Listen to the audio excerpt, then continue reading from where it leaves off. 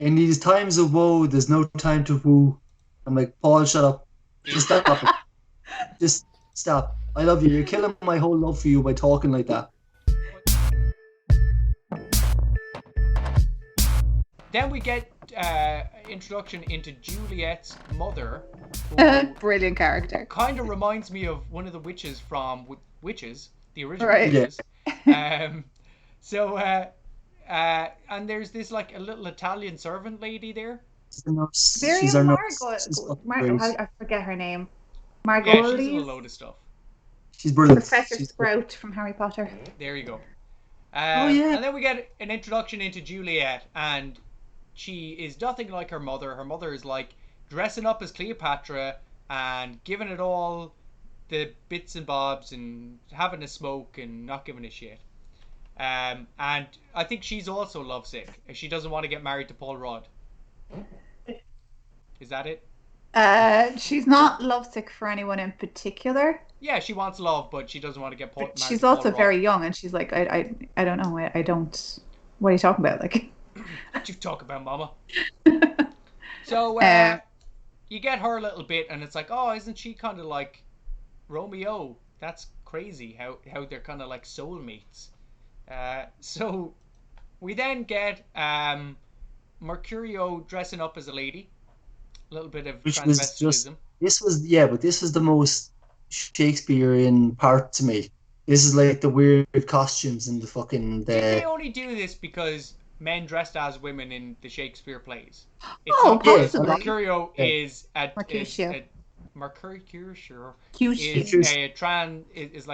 cross dresser or anything in the play. Yeah. Well, they're doing it as the part, like as he's dressing up for the party. But they use that as, like you just said, a lot of men did dress as women back then. I don't think they go to the party at this stage, Darren. I think they Are just... No. This is pre-party. Pre-party. They don't even This know is where they're meeting up to give him the tickets. Yeah, for the party. The invitations. So doesn't he? No, well, he's dressed as a lady. And he does a big dance scene on the stairs, and Jamie did not pay attention to this movie. And then he starts shouting at the sky, and Leonardo DiCaprio was like, "Whoa, calm down, man. There's nobody there." Yeah, off his face. I'm so shocked. That's the Queen Mab speech, which is a really famous speech out of the play. So. Well, that happens, and there's a guy wearing a kilt, and then there's a load of fireworks. Yeah. And then the dance happens. So they're at the dance now. Yeah. I know this scene is famous. This is This is like, if anyone, as I said, I never seen the movie before, but this is the whole "love me, say." No, it's not. You're way ahead. Oh, fuck! You are far ahead, but this is the aquarium scene. Yeah, but is this not that song? No, it's a Desiree song. The kissing you song. And can we also say fucking Desiree? What the hell? She's like, where does she go after? I know, right? She was amazing. I loved her. But it was like, I was fucking enthralled. It's the first time actually through the movie I kind of just stopped and just actually listened. Yeah, that was a beautiful song. What's that song that keeps reoccurring throughout the whole entire film? That's Kissing You. That's like the theme, the Romeo and Juliet's theme. Okay, yeah. So, Leonardo DiCaprio... I did like the fish tank scene, the aquarium scene, where they're looking at each other. So, and then Leonardo DiCaprio thinks she's drowning, and he's like, "Go! Get out of here! Ah! I'll never let go." Oh, that was the blooper. I'll never let go. He's already auditioning for his next big hit. So yeah, they find each other in the waters, and Paul Rudd is having a bit of a dance as an astronaut. And I think like there's a little bit of symbolism. I didn't want to look too hard into the symbolism because I know it would have been thrown in my face even if I didn't look for it. So was there something to do with the fact that she was an angel and like she's like from another world in heaven and he's just a man in space, like he's just on her level but just a man, but she's actually like an angel? Oh, interesting. I actually never thought of that. I did think of like God, I just got sick determining what Baz Luhrmann was probably thinking. I did think of her costume being like, oh, she's, obviously angelic and pure and all this kind of stuff. It never occurred to me to look at Paul Rudd's costume and tie that in. But yeah, that's an interesting take. What I thought Yeah. was, right, ready, get this, they're at a costume party. Oh, Darren. Hang on a second, what? Maybe I was I'm just looking at reaching Paul more, Rudd. but, you know, Hey, you're bringing us down to earth, Darren, and how appropriate for this metaphor. No pun intended. Yeah, metaphor means secret, Darren. Okay. oh, sorry. I don't look too hard into these. Like, I thought it would hurt my brain to try and look too hard into this movie, Jamie. You don't need to you don't even need to rack your brain for this movie, Darren. Oh, it's literally there in front of you. I was hanging on by a thread for this whole movie. Hanging on by a thread. So, they're doing a little bit of a dance. They're making a little bit of love. They're getting down tonight. And Leonardo DiCaprio, having just met this woman like a minute ago, snatches her away from her rich boyfriend, and she's like, Yeah. "Ooh, I'm okay with that. I'm fine with that." This is well before Me Too, ladies, so that it wouldn't happen nowadays. You'd have to ask permission before being whisked away randomly. Into but an they have a little bit of a chat, and They have a chat. Is that what you'd call it? well, Fucking it was Kids chat. are so calling it these informal. days. Like the chat was so informal, but they were Okay. basically talking about having sex. Effectively, that's what I got from that. Am I right, Derry? I wouldn't say. It depends. Kiss, If you're I'd say more skipping a than- lot of. Are we in the elevator? Are we after the elevator? No, The we're elevator. before the elevator. We're in the dance, and we're just after the dance where they're standing near the column. Have we got to the elevator scene yet? No, he hasn't even taken any drugs yet. Oh, okay. Then we're. Oh, he has taken drugs. He took drugs He has back taken before the drugs. He party. took drugs before they entered the place. Oh, has he seen all those crazy people like the Cleopatras and stuff? That's why he Yeah. went in to dip his face in the sink because he was. Oh, right. tripping. Very well. Yeah. Dude, yeah. you did not pay attention to this movie. I did. I do remember that scene, but it wasn't important. Um, Like, he took drugs and he saw some stuff, but at the end of the day, it had nothing to do with anything. He literally just needed to go there to meet Juliet. Was there any other reason for anything else that happened from here between now and your man dressing up as a woman? Has anything happened between now and here that I haven't literally said? See, this is the problem with the film, and here's the thing. Again, fine film. It went on for 2 hours and it told a very straightforward story, and it was all visuals. It was all eye candy. Well, if you think that it's a condensed version of the Shakespeare play, then I don't think it's condensed version. I think it's appropriate. For like, if someone said, "Hey, there's a film about Romeo and Juliet. It's 2 hours long," I would say, "Yeah, you could probably make that 2 hours long." Jamie, but do you think it's a good telling of the story? This version. But they didn't tell the story. They just told the script, and the rest of it was just eye the candy. script is the story. No, but they didn't even tell the script. Like I said, it felt like 2 completely different movies. This movie didn't tell me about Romeo and Juliet. What this told me is 2 kids get together and they both off themselves. It just doesn't. I didn't get the feeling of Romeo and Juliet from it. And this isn't the first time I've seen this film. I will make that clear. And maybe I have a bad taste in my mouth because, as you would imagine, I was forced to watch this fucking film. And it's just, there's nothing invented. It's no existence, but what I'm saying is, like, there's in Shakespeare, that play went on for like 7 hours, and there was people fucking talking to each other nonstop, and there was not a pause, and there was a lot of blocking, and that's impressive. I'd like to see that on stage. But what was happening here is a big American film with lots of guns and tears and great actors, but it didn't do anything for me. And the story itself didn't match up to the scenes. The scenes, like, if you took all of the dialogue out of the film, you could probably tell what was happening. This would be a great silent film because you wouldn't need to know any of the dialogue at all, and still it would be. I think that's a good point, though. That's a good point because obviously the dialogue is quite hard to follow, and the two of you have both said it was harder to follow with that kind of a Don't dialogue. make my negative So positive. I what? understood No, what. I'm genuinely serious. But I did think of this while I was watching it because, you know, if the dialogue is going to be that hard to follow, you need the visuals to be very clear on what's going on. I Oh didn't yeah. find it hard to follow at all. I just like even, since before I did any Shakespeare, I did any kind of like I haven't done Shakespeare. I've done one Shakespeare play, but I kind of got the gist of what was happening. But like I didn't find it hard to follow. Um, I found it very easy to follow. I thought there was a lot fucking happening. No, but Like here's the problem with Shakespeare. You know what's going on the first time he says something, and then he has to say it 7 different ways from Sunday for it to be Shakespeare. He has to say, "Oh, but the hithery tithery of the litany da, and the shadow of this, and it's compared to that, and I'm a this, and I'm a that, and da da da da da," and that's Shakespeare because he just goes on and on and on and on and on, and it's lovely um, floral language, and I love hearing it, and I love people speaking it.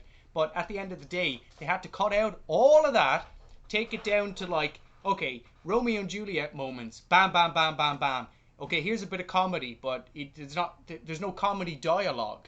The way that it's said or the expressions that the actors have make it a comedy. But I you debate can't do that. much There with there is Shakespeare. there is comedy dialogue I think in I Romeo think and Juliet. There is like comedy. ask for me tomorrow, you shall find me a grave man. That's a joke. Like there is. Oh, but like, You don't like the fact that you have to look for the comedy, Jamie? Is no, that what you're saying? no, no. I have no problem with looking for comedy, but like, that's a poor excuse for comedy, and it's not even your joke. You know how old that joke is? The man that wrote it is dead. That's how old that joke is. Jamie, you But just whose read. joke you giving out about? Oh my They're God. using a script from that man, so it is his joke. He did. It's an Yeah, old joke, and the it doesn't whole even. It's not even that script is funny. by that Like, man. what I'm saying is that if the only comedy that who William Shakespeare. Yes. Yeah. Yeah, Ask but me that's what I'm tomorrow, saying. I shall find me a grave man. That's from the original What? play. Tell me the context of that joke. That is Mercutio about to die, making his last joke, and because he is like a joker, and that's his last joke. Ask for me tomorrow, and you shall find me a grave man, because he'll When be he's in a grave. and You he's know what? If someone did that to me, I would like, huh? Yeah, okay, but 300 years ago they didn't have fucking fart jokes. Okay? No excuse. No excuse. This movie is less than 30 years old. No excuse. So that's why I What do said you mean? I'm They not. used old, like the original script. I'm Did you not want? criticizing. Like I You said, I'm not are. criticizing the writing. I'm not. I haven't criticized the writing. I'm saying the you just do story. not. Because everything tells a story. I could tell a story about my two hands here and now and say, oh, this is Mr. One Hand and this is Mr. Second Hand. Oh, hello. It doesn't need to make sense and it doesn't need to be fancy dialogue. But what I'm saying is the story is leaves a lot to be desired. Because you can't just slap on someone else's script and say, well, there you go. It's bulletproof now because I'll I make didn't sure write it. I'll make sure to pass that on to William Shakespeare when I see him. Yeah. No, pass it on to Baz Luhrmann. He seems to be fucking taking all the checks for him. Dude, So, you just fucking hate. I never actually realized how much you hate Baz Luhrmann. Fucking Yeah. hell. I don't like Baz Luhrmann. Like, So, if anyone we get else on. made this movie exactly like this, you'd be like, well done. Good job. Well done. Maybe I'm biased. I'm only I feel human. like you are at least a little bit. Maybe a little bit. I Maybe a love little it. bit. But Jamie, I admit what my Baz bias. Luhrmann ever did to you? Really, like, come on now. He What's the disagrees with say- some of Baz's opinions. I don't like his directing style, and I think he's a bit arrogant. And his name is Baz. Like that's just whatever. Anyway, Oh. so Leonardo DiCaprio goes over to Juliet and is whispering sweet somethings into her ear. And effective. What happens? The Cuban guy. Is Darren gone? I think Darren has left the building. His smiley head is there, but At least he's gone. smiling. He left smiling. It's all you now, Jay. It's all me. There's so much hate. So what happens? The Cuban guy is stood up at the top of the stairs, and he's basically like, these guys are here, and I can't do a Cuban accent. Oh, these guys are here, and Where I in don't. the world are you even trying to do a Cuban accent in that? He was from Cornwall originally, Okay.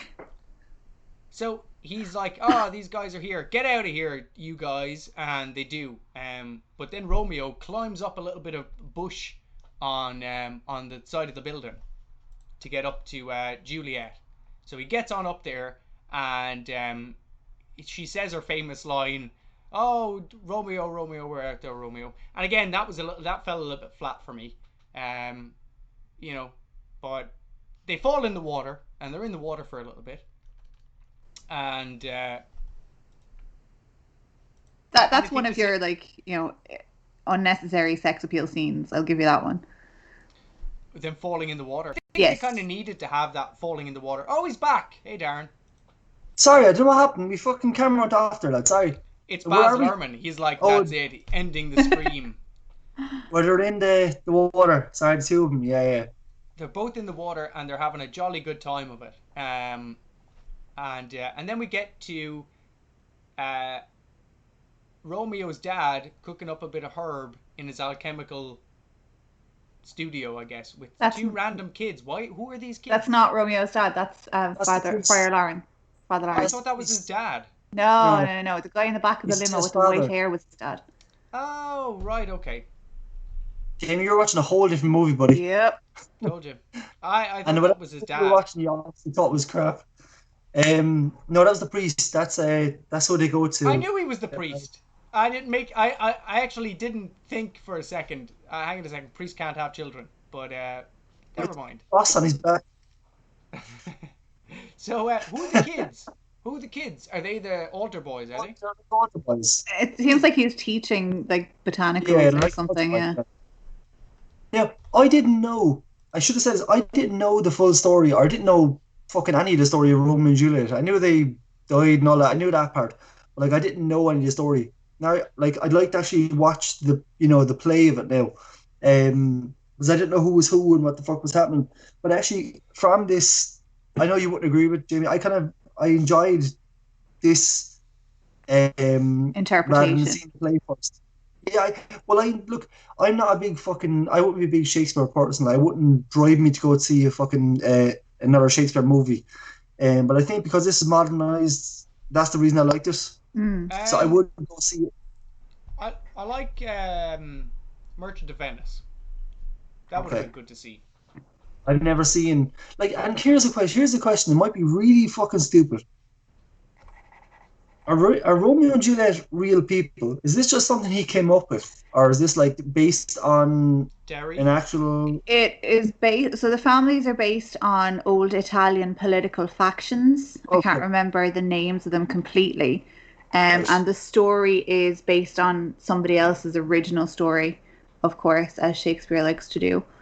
Okay. He robbed it, yes. I think. Okay. I don't know that they were real people, but they are based on real families. So I don't know if the events were real. Okay, cool. Little bit He of made it cool. up. He's making it up as he goes along.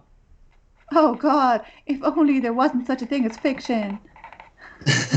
Not in today's society, Derry. So, he's brewing some concoction with the altar boys in the rectory. Just sounds bad.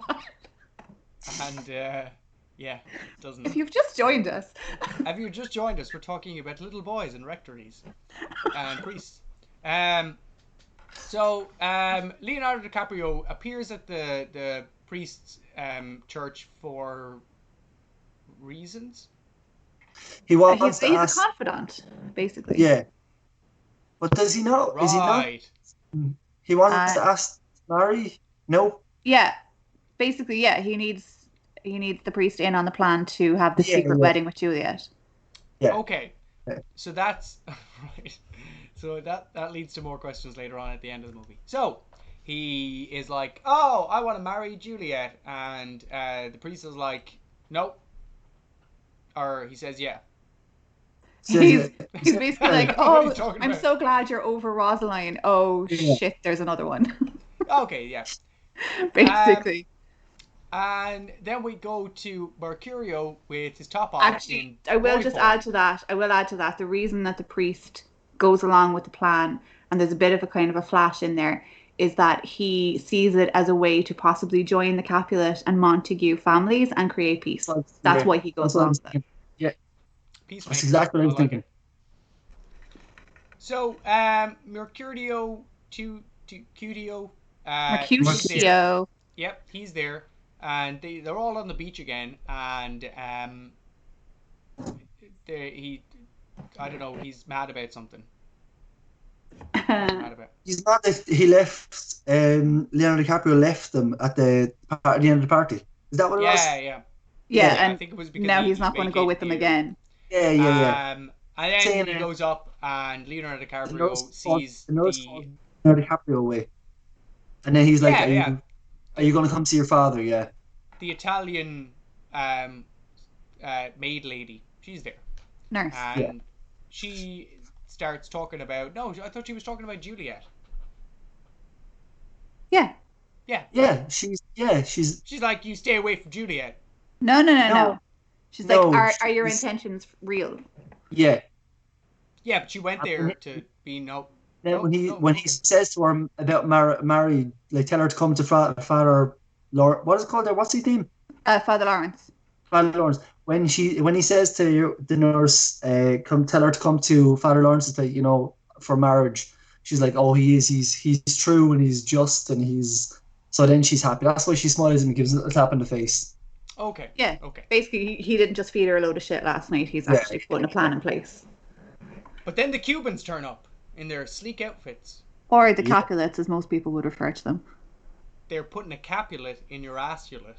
Capulets. So they're coming to put caps in people's asses. And Leonardo DiCaprio is like, hey, bitch, I ain't going to fight you. I'm going to walk away. And then the Cuban guy's like, hey, you don't walk away from me. And starts punching him. And then Leonardo DiCaprio is like, no, you don't do that. I'm going to shoot you. And then he says, no, you shoot me.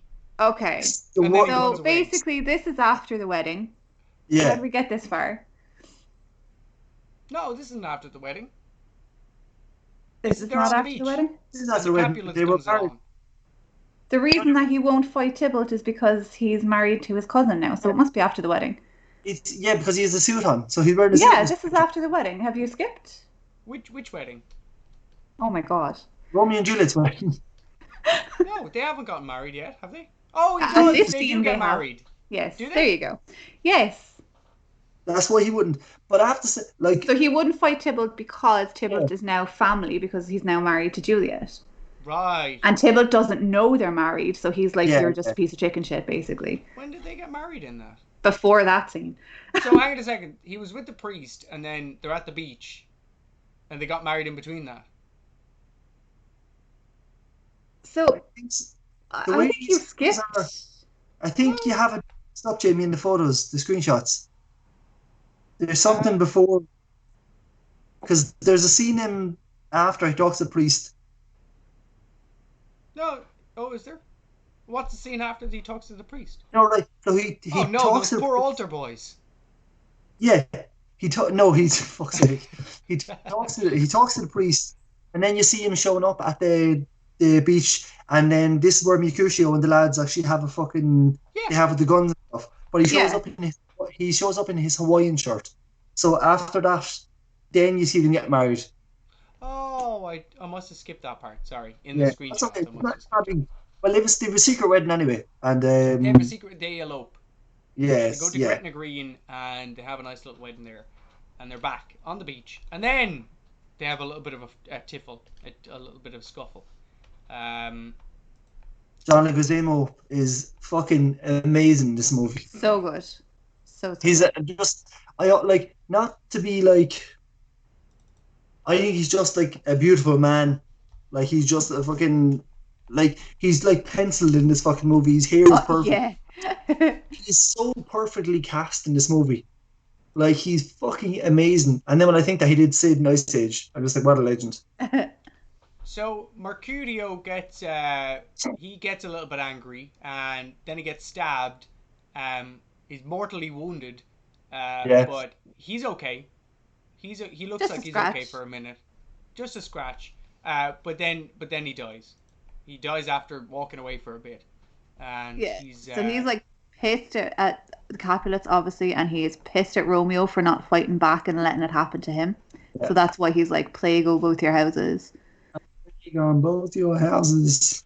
and then they're in a car race. This is the bit that I was fucking couldn't understand. How long is this fight going on for? Like, it's the middle of the night at this point. It just cuts like after That's Mercutio at dies, sunset. DiCaprio was crying and all this, and he jumps in the car, and that's grand.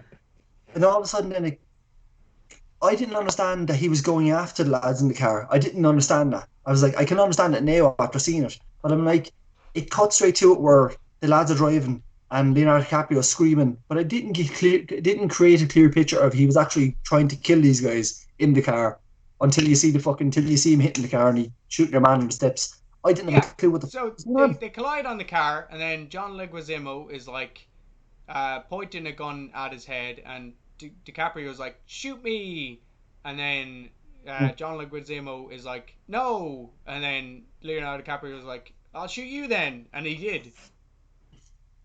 That's a great description of Jamie. Well done. He did shoot him. And he was like, what have I done? No! I shot him! I will say, Leonardo DiCaprio, for those crying in the rain scenes, there's no... He does a big Shawshank Redemption fucking cry. He does extreme emotion very well. Mm-hmm, yeah. Mm-hmm. Like, I'd say if he ever played a drug addict, he'd be fucking... Basketball Diaries. Watch Basketball Diaries. Okay, okie doke. I'll watch it tonight. Fuck it. So Leonardo DiCaprio was shocked that one of the guns he's been carrying around and waving around has actually murdered somebody. Like, oh my god, why do I have this thing? And he puts it down and he pushes it away. And that was his gun. Dangerous. That was Tybalt's gun. That was Tybalt's gun, yeah. Well, whatever. He took the gun that I've been carrying around. Oh wait, no, it's not actually his gun. Whatever, a gun. He's like, oh god, I've been carrying around one of these things. So, so this is where it starts to break down between reality, what they're trying to show, and the story, which is he gets banished, which probably wouldn't really happen. Getting banished. Not now, it wouldn't. No. But this is the commissioner of the police going, he's banished from the city. Yeah, but I think they did a good job of mixing Shakespearean tales. I think they could have just written a line that basically said, "Okay, he's on the run," and that's it. I would have been fine with that. Not banished. You just didn't want him to talk Shakespeare, that's all, Jamie. That's all. Well, he also goes to the apothecary and said, "Well, here's my gold," and he obviously was holding cash money, like so. I know. I heard that bit too. Yeah.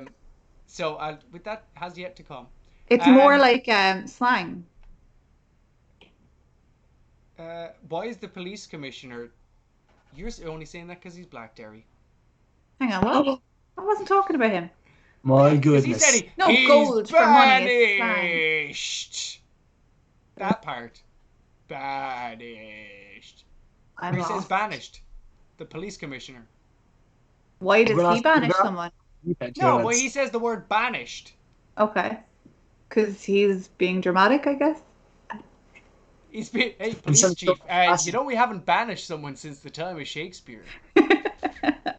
Shut up! This is my speech and I'll have it. Dowith. Youth. Get out of here. I think he delivered it great. I think it was fucking great. I think it was fantastic. I think he was one of the better actors in this movie. He was a great actor. Yeah. He was a great actor. So Paul Rudd is this where Paul Rudd's on the... Yeah. Paul Rudd has a load of roses, and he's like, my lady, trying to get Juliet. In these times of woe, there's no time to woo. I'm like, Paul, shut up. Just stop it. Just stop. I love you. You're killing my whole love for you by talking like that.